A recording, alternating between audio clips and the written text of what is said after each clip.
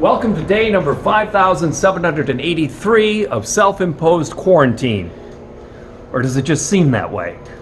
Thank you for joining us each and every day for these video tours of the closed Lake Superior Railroad Museum in downtown Duluth. You know, you can like these videos and make sure you get the latest one, but most importantly, share them with friends, neighbors, relatives, and that cranky old guy down at the corner.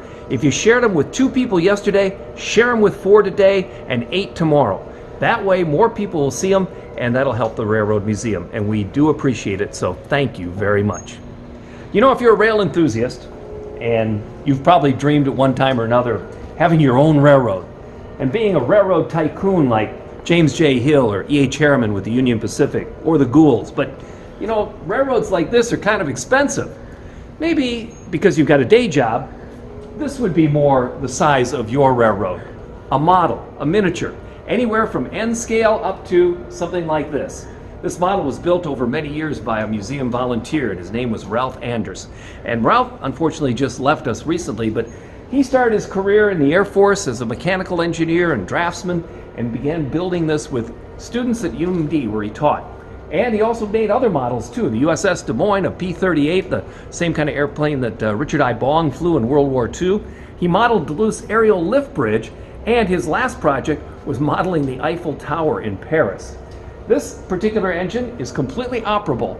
It runs on propane, and it never ran with a full boiler full of water pressure, but it did run on air pressure once, so we know that it absolutely runs. Very meticulous. It's the 225, which was one of 18 Mallee locomotives bought by the DM&IR Railway during World War II years too. And it's also still in existence. The prototype for this is on display in Proctor, Minnesota, just up the road from Duluth. And this isn't the only model of the 225. There's another one. This is a smaller version of the smaller version of the Mallee locomotive on display at the Lake Superior Railroad Museum. This one was built by Ralph Seville of Barrington, Illinois, and it is live steam. It's 1 inch equals 1 foot. That means an inch on the model is actually 1 foot on the real Yellowstone. This one is also 225, which is the engine that's on display in Proctor, Minnesota, just a little bit up the road from here. It operates on live steam and at 100 pounds boiler pressure. And this actually runs. You can see some of the extensions of the controls that allow the engineer who's riding back behind here to operate the locomotive. And this one actually ran. We've got some others that ran a lot. These are smaller still. This is a 3/4 inch model, which means 3/4 of an inch is 1 foot on the prototype, the real steam locomotive. Don Strom built these. Don was born on Minnesota's glorious Iron Range in Bulwallick. And there, in 1931, he made his first working steam model. He went down to the roundhouse in town, measured everything on a real locomotive, and then while still in high school, made a model of it that worked. He graduated from Virginia Junior College and became a partner in the Columbia Tool and Die Company down in the Twin Cities. And there he had all the machines he needed and all the time to build several of these working steam models, and he actually ran them. Here you see this engine in action on the St. Croix Railroad down near Hudson. What a wonderful place that is. It's incredible.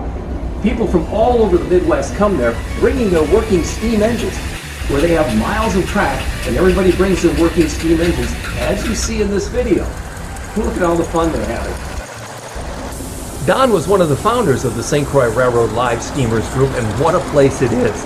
There people come from all over the Midwest, bring their working steam locomotives with them, and run them around on the track. And if you'd like to learn more about them, on the last Sunday of every month in summer, they're open to the general public. Go down, you'll have a great time. The easiest kind of modeling to get into is the commercial scale modeling. And those are N scale, HO, O27, and O. Here at the museum we have a wonderful HO collection. It's built in a depot, coincidentally built on the exact site of the original Duluth depot for the Lake Superior and Mississippi. But our depot has a working model HO railroad inside. You'll find different street scenes. You'll find Fitker's, the hotel and restaurant and shopping complex that was once an old brewery in Duluth. You'll find a mine scene. More importantly, you'll find a working ore dock in miniature, of the ore docks in Duluth that built our great northern area.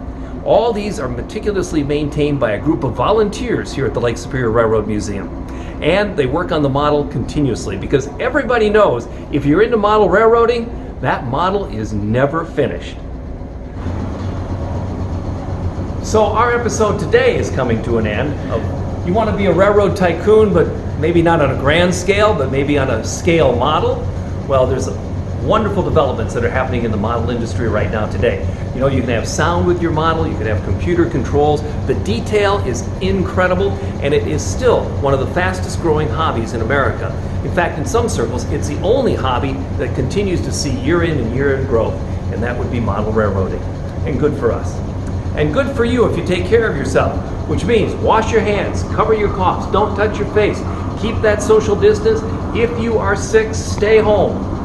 And whatever you do, take care of each other.